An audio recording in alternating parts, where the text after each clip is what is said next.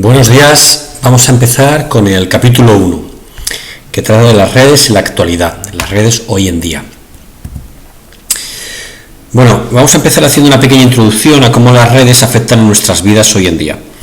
A ver, a mí me gustaría que pensarais, aunque sois muy jóvenes, que pensarais lo que tenemos hoy en día, que hace unos poquitos años no teníamos o no disponíamos de ello. Por ejemplo, hoy en día tenemos unos dispositivos móviles que llevamos en el bolsillo, que son pequeños y que son prácticamente un ordenador, es decir, nosotros podemos enviar y recibir correos electrónicos, podemos escuchar música en streaming, podemos hacer videollamadas, podemos navegar, podemos acceder a nuestra carpeta de Google Drive, un montón de cosas, casi todo lo que se puede hacer con un ordenador. Bueno, pues en 2005 ya teníamos móviles y no podíamos navegar por internet. De hecho, todavía no teníamos 3G en esa época. Ahora estamos ya con 4G y dentro de poco daremos el salto a 5G. Lo que podíamos hacer en 2005 con los móviles era llamar y recibir llamadas y enviar mensajes de texto, que te costaban dinero cada vez que enviabas un mensaje de texto, como hoy en día. Lo que pasa es que ya no se utiliza. Entonces, además, fijaos, porque, por ejemplo, en el Google, una tecnología como Google, pensar un momento cómo podríais vosotros navegar por internet sin Google, sin un buscador. Si queréis podéis hacer la prueba. Proponeos un día navegar por internet sin utilizar Google, a ver qué ocurre. Bueno, pues Google nació en 1998, pero a lo mejor se empezó a utilizar de una forma extendida pues sobre el 2005, 6, 7, 8 más o menos. Y Internet nació en 1990. ¿Cómo se navegaba antes de que naciera Google, de que existiera Google? Bueno, pues no disponíamos de este buscador. Una cosa que se utilizaba mucho eran los marcadores o favoritos, que hoy en día se utiliza poco, pero que yo creo que tiene bastante utilidad. Es decir, te guardabas las páginas que te parecían interesantes para luego poder consultarlas. Bueno, insisto, hacer la prueba de un día, intentar navegar sin Google, para que veáis cómo la tecnología afecta a nuestras vidas.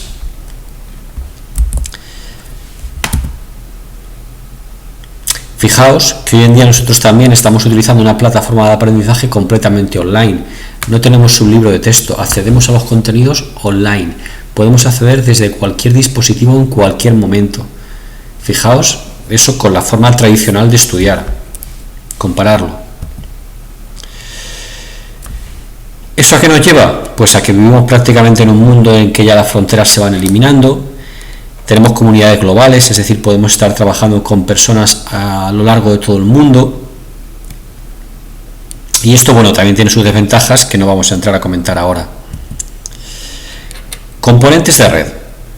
Bueno, vamos a ver. Cada un host es un equipo que está en una red, ¿de acuerdo?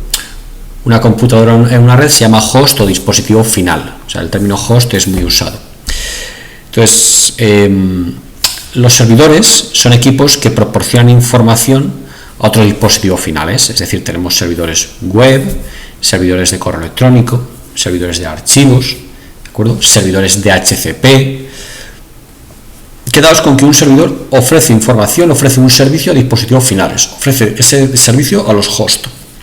Los clientes son los equipos que demandan esa información a los servidores. Es decir, mi equipo, mi portátil, como cliente, solicita un servicio al servidor web para que me transfiera una página web para que yo pueda visualizarla, al servidor de correo electrónico para que yo pueda enviar un correo electrónico, ¿de acuerdo? Te das cuenta que tenemos una distinción entre lo que es un equipo cliente y un equipo servidor. Luego tenemos las redes punto a punto, que también se conocen como redes P2P, que es peer-to-peer, redes de entre iguales o entre pares. ¿Qué significa esto? Pues que en una red nosotros podemos tener equipos que a la vez es un cliente y que a la vez es un servidor, es decir, puede ofrecer servicios y demandarlos, ¿vale? Este tipo de redes tiene una serie de ventajas, pues es que es fácil de configurar, que es menos complejo, reduce costos y se utiliza para tareas simples, ¿de acuerdo? ¿Qué desventajas tiene? Pues que la administración no está centralizada. Es decir, si tú como administrador de red tienes un servidor que lo utilizas solamente para ser servidor y ofreces servicios, tú lo tienes ahí todo centralizado y lo puedes controlar y mantener muy bien. Pero si tú en una red, por ejemplo en nuestro aula, tienes muchos equipos que están ofreciendo servicios, ¿cómo se mantiene eso? Eso es muy difícil de mantener y de administrar. Eso implica que no es tan seguro, ¿de acuerdo? Y que no es escalable. La escalabilidad es un concepto muy importante en redes. La escalabilidad quiere decir que una red puede crecer adaptándose a las circunstancias. Entonces, un factor muy importante en el diseño de la red es intentar que sea escalable.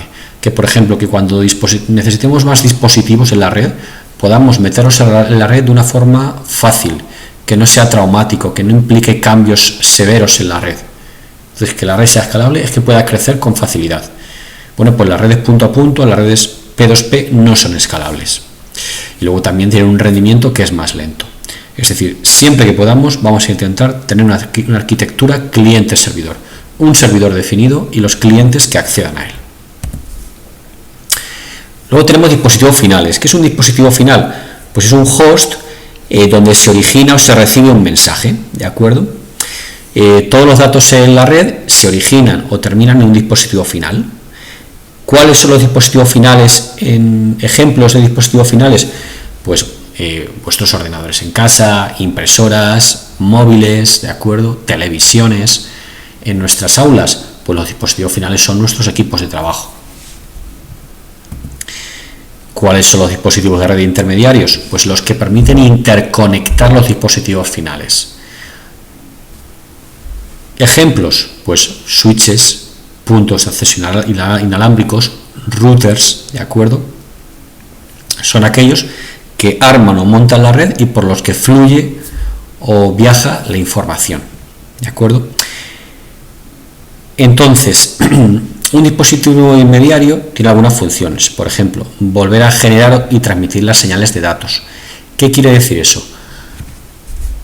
En el capítulo 4, cuando hablemos de que el cableado UTP admite una longitud máxima de 100 metros, eso se debe a la atenuación, es decir, que la señal va perdiendo intensidad de energía y se degrada hasta tal punto que en el destino no se puede decodificar, reconstruir. Entonces, ¿cuál es la función de esos dispositivos? Pues también recoger la señal y volver a generarla en el medio de transmisión, ¿de acuerdo? Mantener información sobre las vías que existen en la red, ¿de acuerdo? Y notificar a otros dispositivos por los errores o los fallos que haya. Si hay un fallo en la red, pues los routers entre ellos se pueden avisar.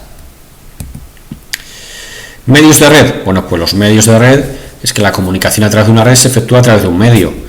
Tenemos cables de cobre, ¿de acuerdo?, que utilizan impulsos eléctricos para transmitir. Tenemos fibra óptica, fibra de vidrio, que utiliza impulsos de luz. Y tenemos la transmisión inalámbrica, que se hace mediante frecuencias de onda electromagnéticas, ¿de acuerdo? Pues esos son los medios de red. Y con esto termina este primer vídeo. Un saludo.